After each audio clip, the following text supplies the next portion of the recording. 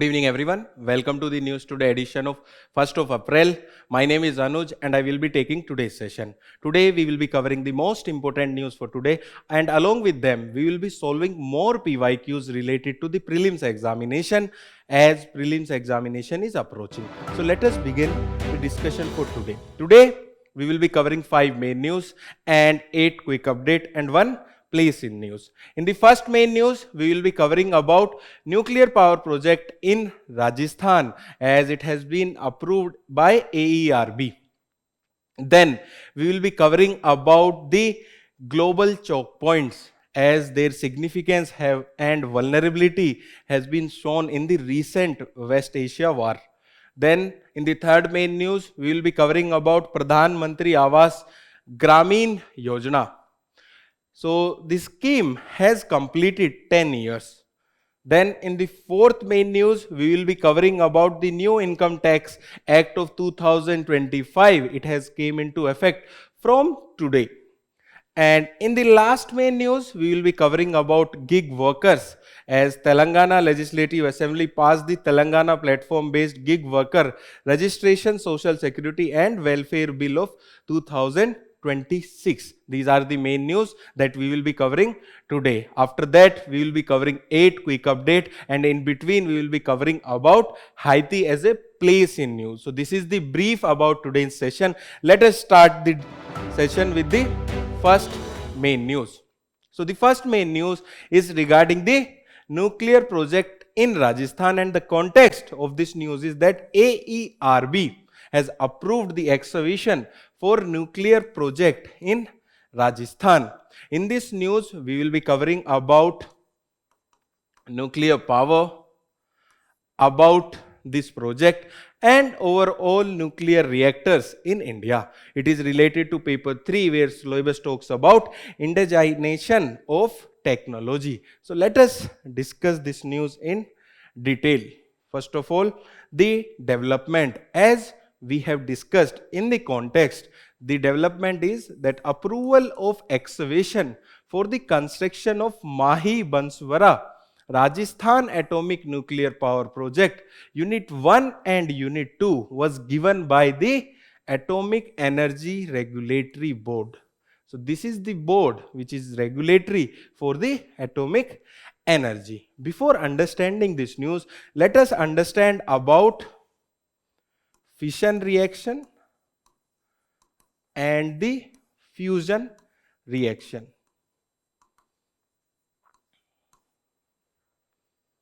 In fission, there is division of atoms, and in fusion, there is merger of atoms. In both the reaction, there is release of energy, and the reason for release of energy is loss of mass. So that mass is not lost, that mass is converted into energy. You might be knowing about this formula, that E is equal to mc square. Okay, that is the formula given by Albert Einstein. Now let us understand about the difficulty of fusion reaction. So mostly fusion reactors are in the experimental stage only. And what is the difficulty? So you might be knowing about sun. There is nuclear fusion reaction in the sun. That's why it produces lot of heat and energy. So it has been found out that 1 second of energy from the sun might be sufficient for around 4,500 years for the earth. But the requirement for the nuclear fusion reaction is that there is requirement for a very high temperature that should be maintained constantly, very high temperature, which is not sustainable. That's why it is still on the experimental basis. Now coming to the fission reaction, here there is the division of the atoms. So here, for example, there is a fissile material U35. This is divided, its atoms are divided, or its nucleus is divided by passing the neutron. Then there is release of energy. and that energy is converted into electricity. And how that is converted? So basically, by that heat, water is converted into steam, and that steam is bombarded at the turbines. That turbines rotate, and that rotate the generator, and generator converts the mechanical energy into the electrical energy. So this is the simple working of nuclear power plants. Okay, now let us move further and understand about the nuclear power capacity in India. So basically in India there are 24 reactors in 7 power plants. And what are those 7 power plants? First one, Narora Atomic Power Plant in Uttar Pradesh. Then the Rajasthan Atomic Power Station in Rajasthan. Then Kakrapar Atomic Power Station in Gujarat. Then Tarapur Atomic Power Station in Maharashtra. And Kaiga Generating Station in Karnataka. And Madras and Kundakulam Nuclear Power Station in Tamil Nadu. So basically, most of the power plant in India are based on the pressurized heavy water reactors. I think only Kundakulam nuclear power plant is pressurized water reactor. And what is the difference between those two? So here the coolant is heavy water, and here the coolant and the moderator is normal water. Here the coolant and the moderator is heavy water. But in this, natural uranium can be used. So in natural uranium, the concentration is only about 0.7% in U35. But in pressurized water reactors, the enriched version of uranium is used. That is around 3 to 5%. Okay. So we don't have that much of uranium. That's why we mostly depend on pressurized heavy water reactors. Then nuclear power account for around 3.1% of India's total energy generation, and making it the 5th largest non-fossil fuel sources. Please be very clear here that nuclear energy is clean energy and it is non-fossil fuel sourced energy, but it is not renewable energy. Okay, please be very clear that it is not renewable energy. Okay, let us move forward and understand about the Mahi Banswara Rajasthan Atomic Nuclear Power Project. First of all, its location, it's in Banswara, that is there in Rajasthan near the Mahi Dam of river Mahi. Then its capacity, it's that 4 into 700 megawatt of electricity, and it is a pressurized heavy water reactor. We have discussed about the pressurized heavy water reactor in the last slide. There will be 4 nuclear power unit of the indigenous PHWR, that is pressurized heavy water reactors. And as we have discussed in the earlier slides, PHWR uses the natural uranium as fuel and heavy water, that is deuterium oxide, as coolant and the moderator. And it is developed by Anusakti Vidyut Nigam, that is Aswani. It is a joint venture between Nuclear Power Corporation India Limited and National Thermal Power Corporation Limited. So this is about the Mahi Banswara Rajasthan Atomic Nuclear Power Project. Let us look at the various initiatives which have been taken by the government to boost the nuclear energy production in India. First of all, from the recent budget of 2025-26, in this the nuclear energy mission was announced, and there was a focus on development of small modular reactors to develop around 5 small modular reactor by the year 2033. Small modular reactor means they are small and their capacity is around 300 watt electricity. Then there is nuclear energy target. So it is of around 100 gigawatts nuclear power capacity by the year 2047. Presently it is around 8 gigawatts. Okay, then Santi Act of 2025, it consolidate and modernize India's nuclear legal framework, and it also encourage private participation in nuclear power energy. So with this we have completed the first news. Now let us discuss the PYQs related to this news. The first PYQ from the prelims examination is of 2020, and the question is, in India, why are some nuclear reactors kept under IAEA safeguard while others are not? Okay.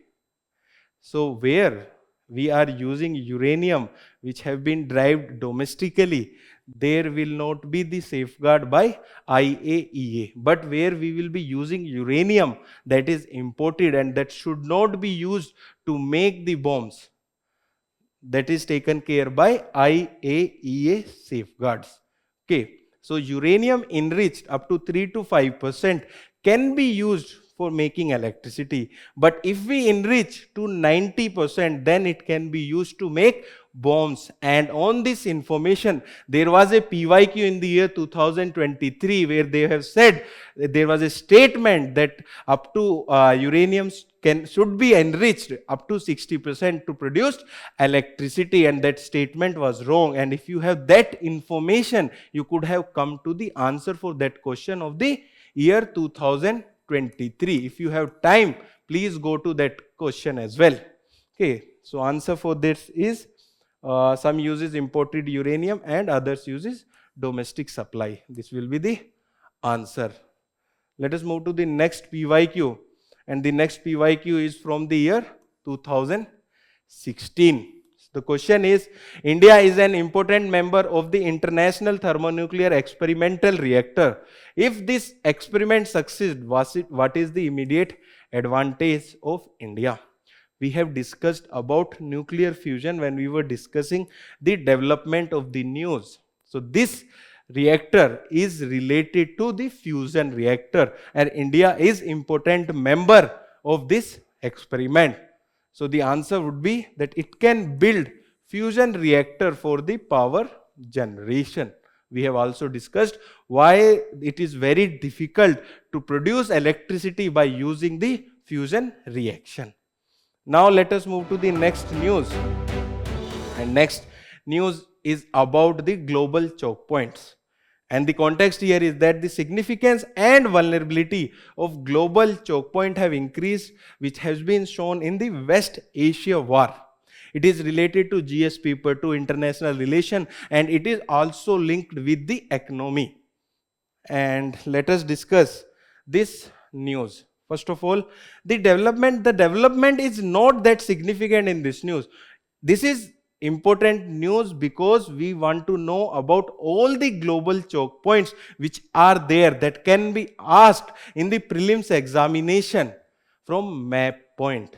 Okay, so development is not that important. Development is that according to a report, over 2/3 of the seaborne energy trade depends on the few choke points. In this news, we will be discussing what are those choke points and what are the threats due to those choke points. So these choke points are shaping conflict escalation, energy price, and global financial stability outside the battlefield that we are observing now due to the crisis in the Strait of Hormuz.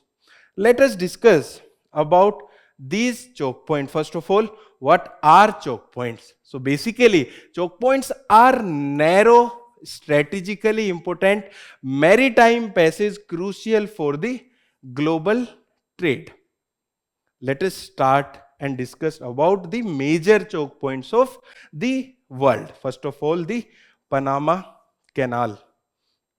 So it interlink the Atlantic Ocean to the Pacific Ocean. And if this is not there, the ship has to move from below the South America.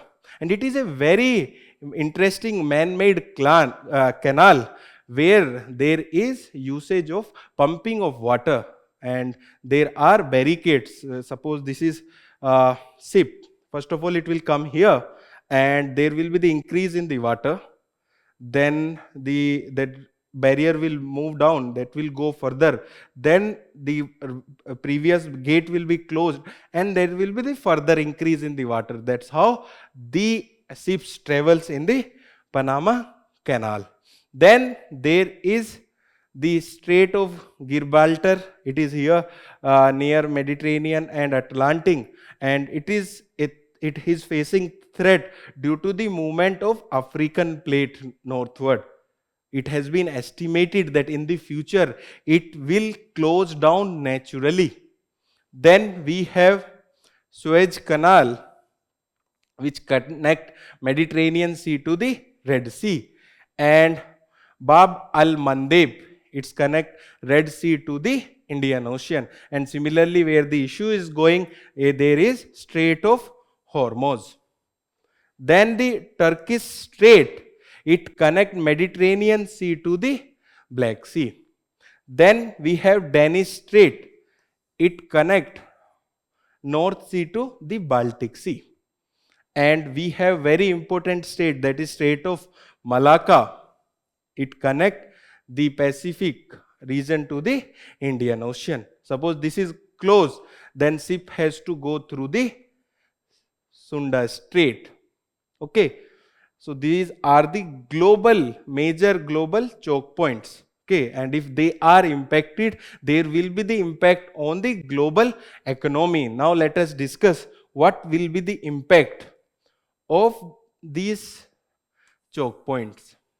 So first of all, trade and energy arteries. So these choke points are very critical for international maritime trade of oil and gas as well as other commodities. So basically these are very important for the global trade and the commodities which are being carried out on the ocean. And as you are aware that most of the trade by the volume take place through the oceans. Then economic impact. You might be noticing the economic impact of the closing down of the Strait of Hormuz. So basically disruption at these choke point will inflate the freight cost, because no one will want to send their ship, and even they will send the ships, there will be higher threat that will increase the cost of insurance. And if they won't send to these choke points, the traveling time will be more, and they will cover the more distance, and it will increase the price automatically. That will lead to the increase in the inflation. Then they is geopolitical flashpoint as well, such as the strategic significance make them vulnerable to the military blockade, what Iran is doing now.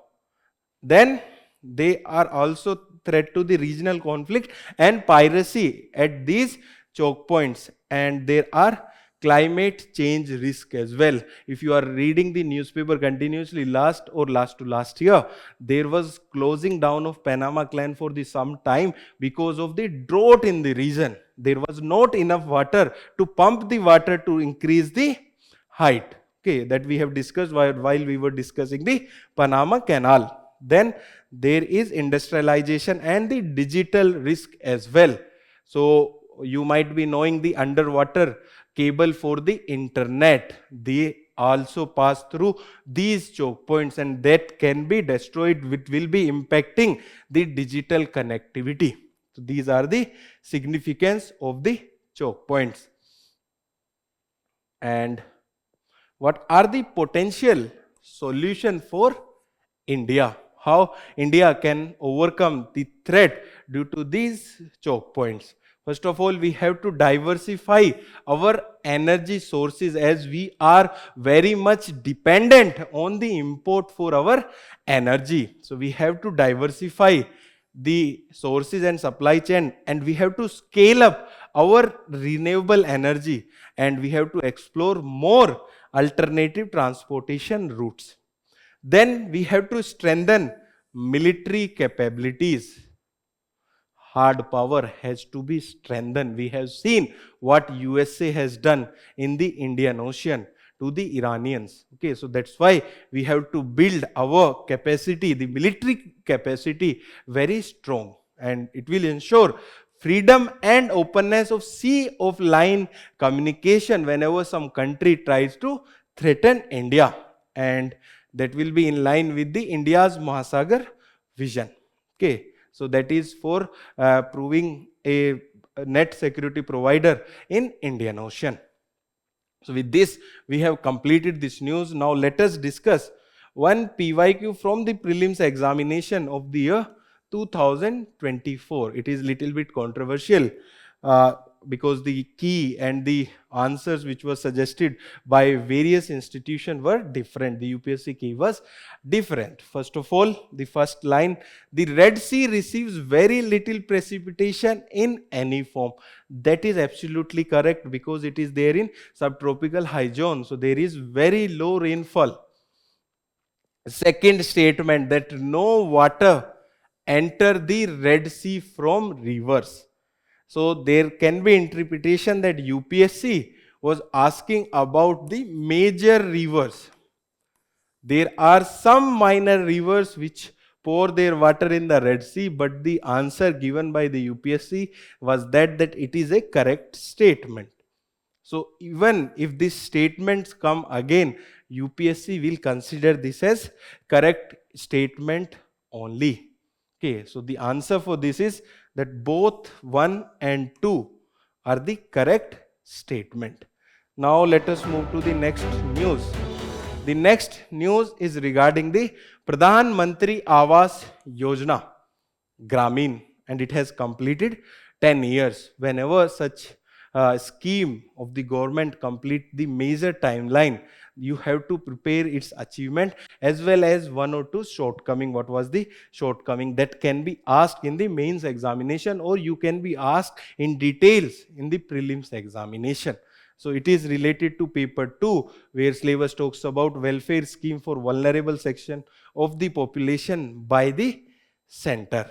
Let us discuss this news. So it was launched in year 2016. So Pradhan Mantri Awaas Yojana Gramin was restructured from the Indira Awaas Yojana, which was started in the year 1996. There is another scheme, that is urban, okay, that was started in the year, I think, 2015. In this news, we will be covering about the Gramin part, okay, and it is under Ministry of Rural Development. Okay, so first of all, what are the key features of the Pradhan Mantri Awaas Yojana? How many of you have seen the web series that Panchayat, especially the second season, where there is a tussle to construct a house for his mother, and he will be taking permission from the Gram Pradhan. So that construction of that house is under this Pradhan Mantri Awaas Yojana of Gramin. Let us discuss the key feature of it. First of all, it provides housing for all in the rural areas, and the condition for that is that it provides financial assistance to eligible rural household, including houseless families and those who are living in the kacha houses. Then its target, first of all, its target was around 3 crores, and the target year was up to 2023-24. But now 2 crore more houses have been added, and another 5 years have been increased. And here it is the achievement of PM Awaas Yojana Gramin.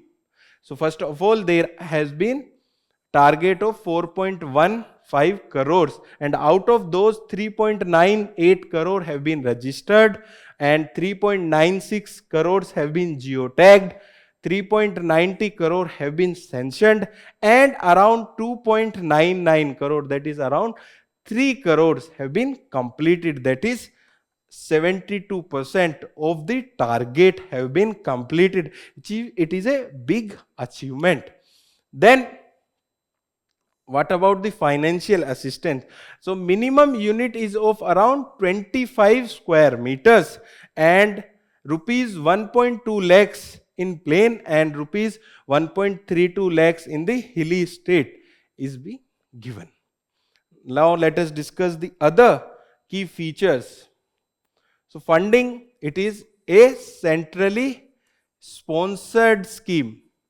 So funding is shared between center and the state, where in the plain state it is 60-40, and for the hilly regions it is 90-10, where the first part is of the center. Then the beneficiary selection is by the using socio-economic and the caste census of the 2011, which has to be verified the Gram Sabha, that was shown in the web series of the Panchayat. Then the program monitoring, it is implementation and monitoring through end-to-end e-governance model using Awaas soft and the Awaas app. And there is the streamlining of the various schemes as well, such as for providing the employment, V Ramji schemes is also used. So 90 to 95 days of work is given to the villagers to construct these houses, as well as Pradhan Mantri Surya Ghar Muft Yojana is used to provide the solar panel. Then other schemes are also used, such as Swachh Bharat Gramin Yojana, so to provide the cleanliness in the area. Now let us move further and discuss about the reforms in the scheme. First of all, there is direct benefit transfer. So financial assistance is directly released into the beneficiary bank account, that reduce the corruption and increase the transparency. Then there is geotagging of the house. That means that they have to show that on the internet and upload the photo that the construction work and the improvement is going on in the houses. Then there is involvement of the village level functionaries. So each sanctioned house is tagged to a local functionaries who follow up with the beneficiaries.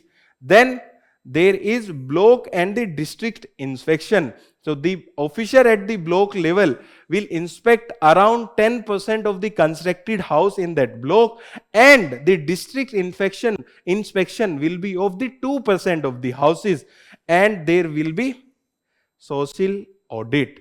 So the beneficiary will be asked about the benefit and what they think about the program and how they get benefit, and the achievement will be announced in the public, so that those achievements can be verified through the public, that is social audit. So with this we have completed this news.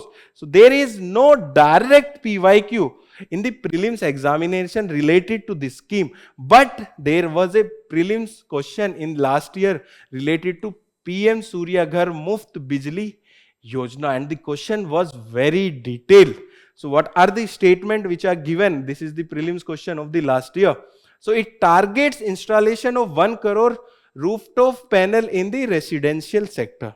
It is a correct statement. Second, the Ministry of New and Renewable Energy aims to impart training in the installation, operation, maintenance and repair of the solar rooftop system at the grassroots level. So these two are of the capacity building initiative under this PM Surya Ghar Muft Bijli Yojana. First one is the target of it, and these two are the capacity building program under this PM Surya Ghar Muft Bijli Yojana. So the third statement is it aims to create more than 3 lakh skilled manpower through the fresh skilling and upskilling under scheme component of capacity building. So these three statements were correct. It is little bit hard because very small detail was asked in the question. So the answer is D, 1, 2 and 3. With this, we have completed this news. Now let us move to the next news. Next news is about the new Income Tax Act of 2025, which have came into effect from today. It is related to paper 3, where syllabus talks about economic development. Let us discuss this news. First of all, the development. So this Income Tax Act 2025 replaced the 6-decade old Income Tax Act that was of 1961, and the objective is to enhance predictability, transparency, reduce compliance burden, and offer taxpayer a streamlined and simplified tax filing process. So this act is there for the direct tax. In your syllabus, you might be knowing about direct taxation and indirect taxation. It is progressive tax. It is regressive. What is the meaning of progressive and regressive?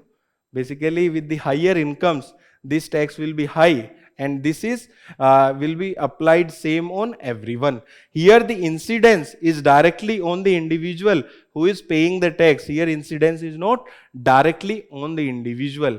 The example here is GST, goods and service tax. You should be very clear about direct taxes and the indirect taxes and what is the collection of government of India. Now let us discuss this new act. What are the key provision of the act? First of all, its main aim is to simplify the language and the framework. Now act has consolidated from 819 to 536 sections and 390 to 190 form. So before act of 1961 was very bulky and was complicated to understand. So they have simplified its language and it made as a linear act. Then there is provision of minimum alternate tax and alternate minimum tax have been separated.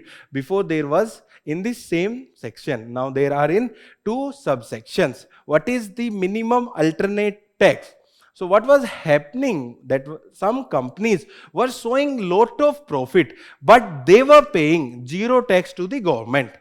So government said that although you are taking many concession, but you have to pay a minimum amount to the government, that is known as the minimum alternate tax, and it applied to the corporates only. And the same provision in the case of individuals or non-corporate is known as alternate minimum tax, and the rate for minimum alternate tax is around 15%, and for alternate minimum tax is around 18%, and they have to be added with the surcharge and the cess. Now let us discuss the other provisions. Next is the tax year concept. So previously what used to happen is there was a separate concept of financial year and the assessment year. Suppose I have earned the money in the last financial year, but the government was assessing my income of the last year in the present year. That's how financial year and the assessment year was different. But now the government has said that they have been merged into single and unified term, that is tax year. Then there are some stability in the core tax elements, such as tax rate and regime for the individual and the corporation remain unchanged. There are no changes in offenses and penalties. Most definitions have also been retained, and faceless connection of information and assessment of tax cases. So they have been stability in the core tax element. Then they have changed about undisclosed income. Here they have included the virtual digital assets income as well, such as blockchains. Okay, the income in the blockchains. So that has to be shown to the government and there will be taxes on them. Then there with virtual digital space access. Now, income tax authorities are now allowed to gain access to the virtual digital space during search and the seizure procedures. So they can go through your emails and your account to think or to show there are the mishappening in the taxes. So these are the some important provision of these act which are being applied from today. Now let us discuss one PYQ. So the PYQ is related to GST, that is related to the indirect taxation. When GST was introduced, there was a question in the prelims as well in the mains examination, and in the mains examination the question was twice. I think one was in 2017 or 18, and then again after 5 years there was a question in the mains examination where UPSC have asked about the achievement of the GST.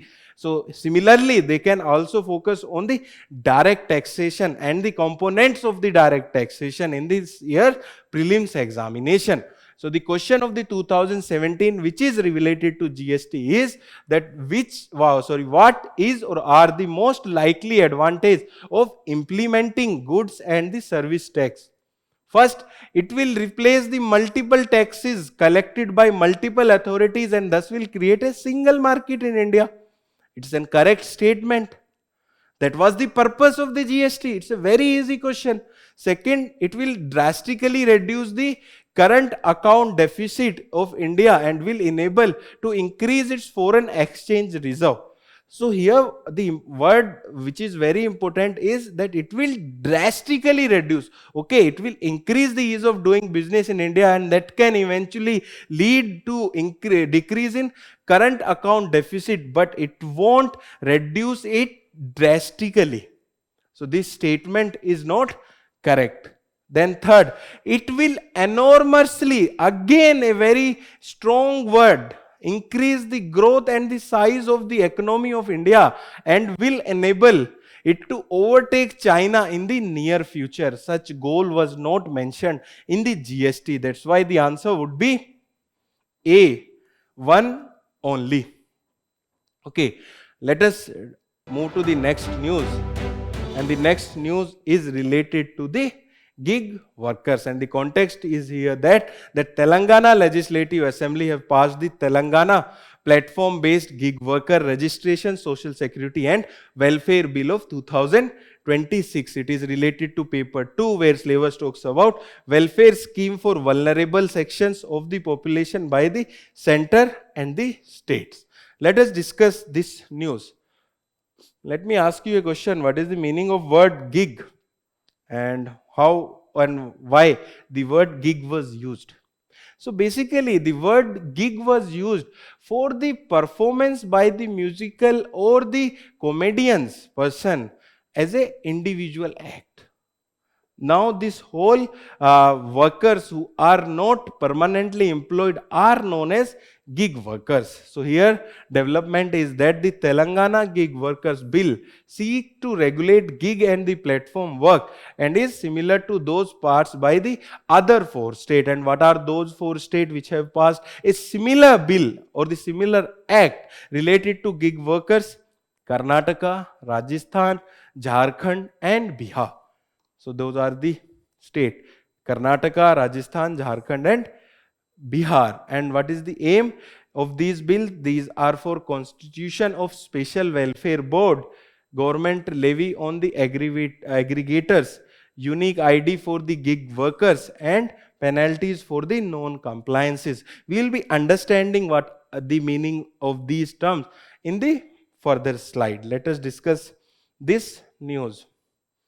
First of all, what are gig workers? So according to Code on Social Security of 2020, gig workers is a person who perform work on or participate in a work arrangement and earn from such activities outside of traditional employer-employee relationship. Traditional employer-employership means the permanent work profile. Suppose a worker is working with a company and he is permanently employed. If there is a work, if there is no work, he or she has to be paid by the company, that is traditional employer-employee relationship. And gig workers have increased from 77 lakh workers in the year FY21 to 120 lakhs worker in FY25, representing over 2% of Indian total workforce. And gig workers are basically divided into two parts. One is platform based gig workers and non-platform based gig workers. You might be ordering food from Zomato or Swiggy. So those workers who are dependent on a platform for their employment is known as platform based gig workers. And there are non-platform based gig workers as well, such as the construction workers. So you might have seen in your area that many construction workers are brought by the middlemen, and they are appointed for some days there and some time.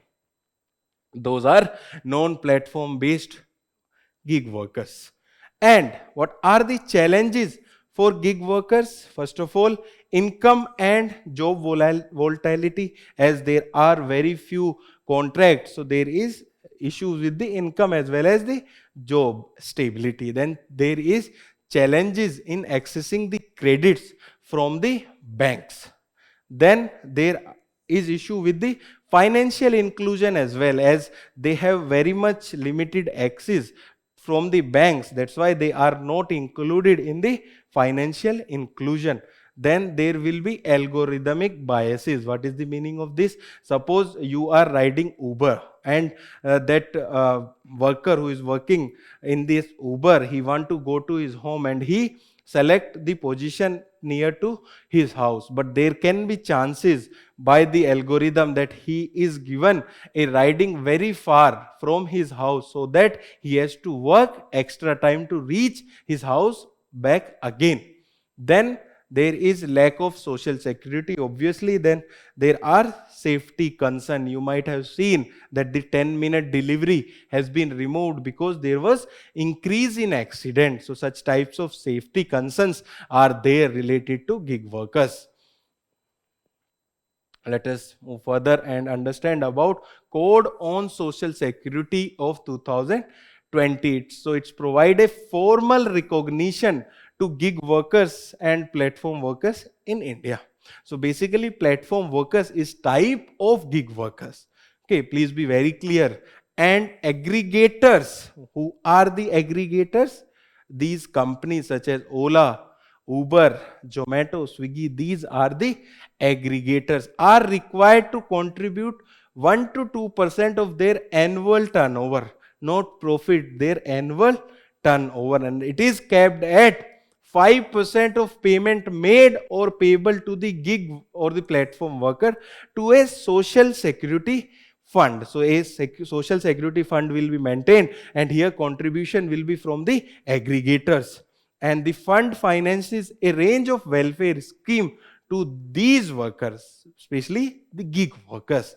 Then each worker will receive a unique Aadhaar linked ID, which will be generated through registration on eShram portal, which will be allowing their social security benefit to be portable across platform. So suppose one day they are working on Ola and another day they are working on the Uber. So their social security benefit can be transferred even if they are frequently changing the platforms. So these are the key provision regarding gig workers in Code on Social Security of 2020. Now let us discuss one PYQ of the year 2021. And the question is related to casual workers. The question is, with reference to casual workers, temporary, casual means casual worker employed in India, consider the following statement. All casual workers are entitled for employee provident fund coverage. This is not an correct statement. Very extreme statement. But then you will say that even the second statement is extreme, that all casual workers are entitled for regular working hours and overtime payment. So this is for the safety that if they are working overtime, they should be given double the payment. In the case other than agriculture, in agriculture it is around 1.5. It is an correct statement. Then the government can by a notification specify that an establishment or an industry shall pay wages only through its bank account. Okay, don't you think that government is entitled for such notifications to clearing black money from the market? Okay, obviously this is an correct statement. So the answer would be B, 2 and 3 only. Okay, now let us discuss the place in news for today. So the place in news for today is Haiti. And the context is not that important, but this region is continuously in news because of the blockade of the Cuba by USA, and recently a ship has been sent by Russia. There was a fuel crisis in the Cuba. So this total area is continuously in news. The context is that 70 people killed and 30 injured in a brutal armed gang attack in the region of Haiti. Okay, let us discuss the various feature of country that is Haiti. So basically it is an island country which is located between Caribbean Sea and the North Atlantic Sea. Oh sorry, ocean. So here it is Caribbean Sea and here it is North Atlantic Ocean. And neighboring countries are Dominican Republic border Haiti in the eastern region here.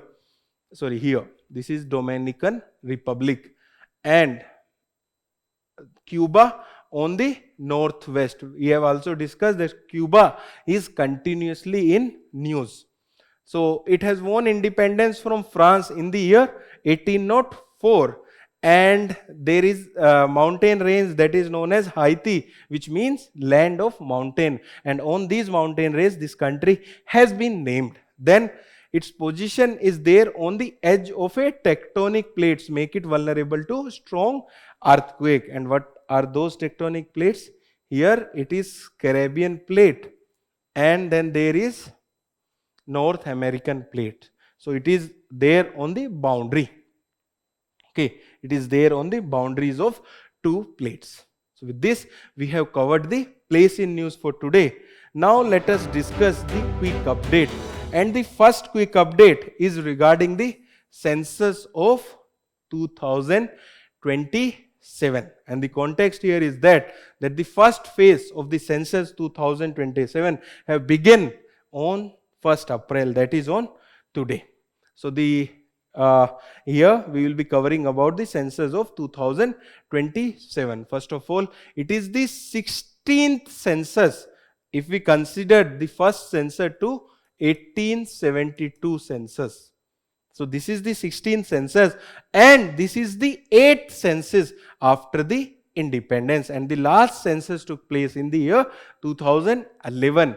Basically we have to take census after 10 years, but there was a issue of COVID pandemic, that's why there has been delay in the census. Second, it is the world largest and first digitally conducted census with option of self enumeration. Then it will be conducted in two phases, and now we have started the first phase, and there will be house listing and the population enumeration. It will also include the first national wide caste enumeration in independent India. Previously the caste enumeration was there in the year 1931, that was before independence. Okay. It is conducted by Office of Registrar General and Census Commission, Ministry of Home Affairs. And what are the legal backing? That is Census Act of 1948 and Census Rule of 1990. Okay, so this was all about the census of 2027. Let us move to the next quick update. The next quick update is regarding the naval warships. So Indian Navy have received key naval warships. Let us understand about those naval warships. First one is Malwan. It is on the name of a town of a Maharashtra. It is near to Sindhugarh. So it is the second anti-submarine welfare of shallow water craft which is indigenously designed and constructed by the Cochin Shipyard Limited at the Kochi, and it is based on the name of the town which is of Maharashtra. It is linked, that town is linked to Chhatrapati Shivaji Maharaj. Okay, then there have been release of 3 frontline naval platforms which have been built by the Garden Reach Shipyard and Engineer Limited. Please try to remember these names, that is Garden Reach Shipyard and Engineer Limited. It is there in Kolkata. Then there is Mazdagon, that is there in Goa, and there is Cochin Shipyard Limited, that is there in Kochi. So first one is indigenous stealth freight Dunagiri. It is a 5th of Nilgiri class, that is project 17A, and it is capable of striking designated targets with missile, and it has a stealth facility. That means that it will not come under the radar, that it will be very difficult to detect. Then there is 4th survey vessel, that is named as Sansodak. So it will carry out coastal and deep water hydrographic surveys. These surveys are conducted to know about the terrains of the ocean. Then there is Agre, and it is designed to destroy the enemy submarines. Let us move to the next quick update. The next quick update is about RBI's 2-factor authentication. Okay, the rules have been changed from today. The context is that only based on the RBI rule from 1st April, all digital transaction must be verified using a 2-factor authentications with at least 1 factor being dynamic. So previously there was only 1-factor authentication. That means if you want to draw money or you want to send money, there used to be only one requirement of OTP. But there was more chances of fraud in such authentication. That's why 2-factor. One OTP will be there, then there will be one static factor authentication, that is face recognition or thumb impression, or there can be the recognition of device. That is the meaning of 2-factor authentication that is being implied from today by the RBI to reduce the digital frauds. Okay, now let us move to the next quick update. The next quick update is about Samrat Samprapti, and the context here is that the Prime Minister have inaugurated the Samrat Samprapti Museum in Koba, that is there in Gandhinagar, Gujarat, on Mahavir Jayanti. In this news, we will be covering about Samrat Samprapti.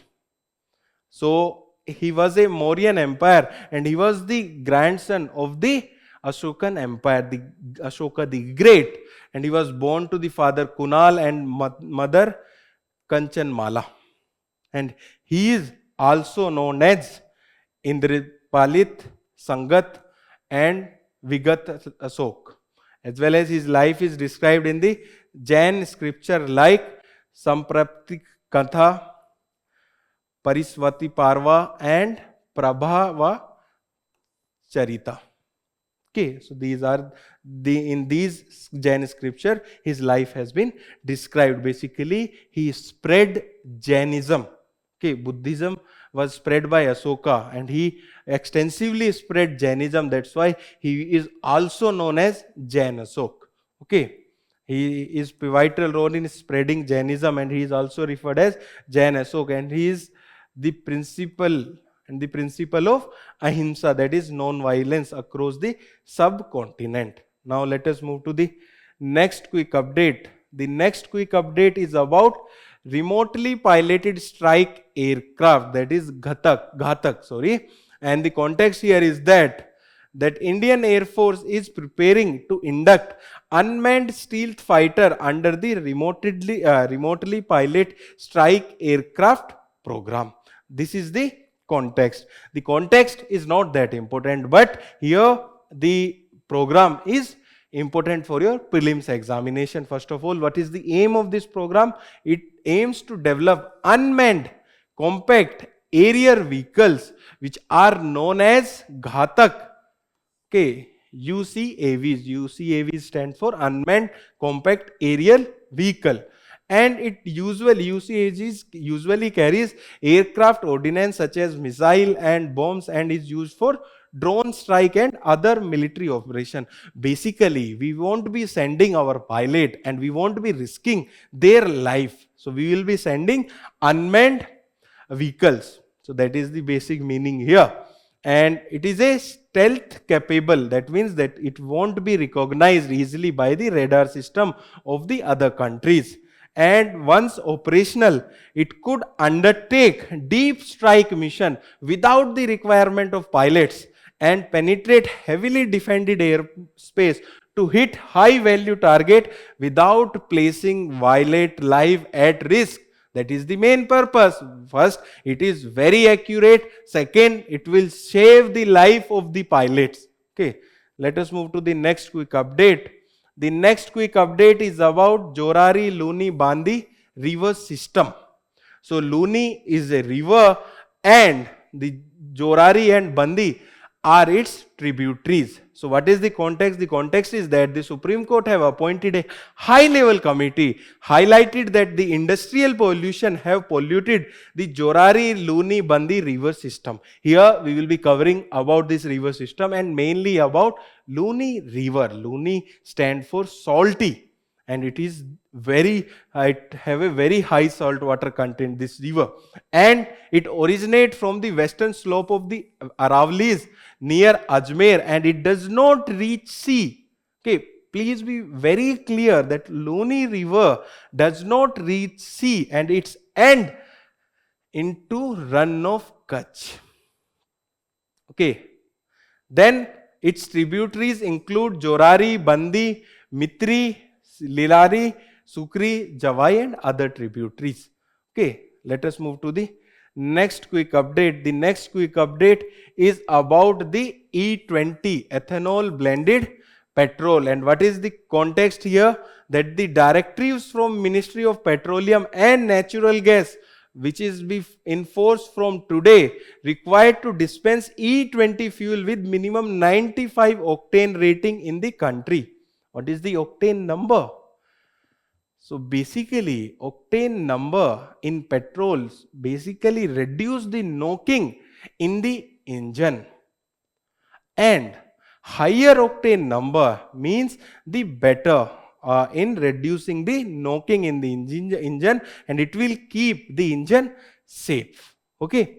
And let us cover about E20 fuel. So it is an 80-20 mix of petrol and ethanol, and national policy on biofuels of 2018, which have been amended in the year 2022, have advanced the target of 20% blending of ethanol in petrol to ethanol supply years 2025 from the year 2030. You might have seen that there was a controversy regarding E20 fuels as well, where there have been reports that it is harming the engine. So in this direction, government have taken the step.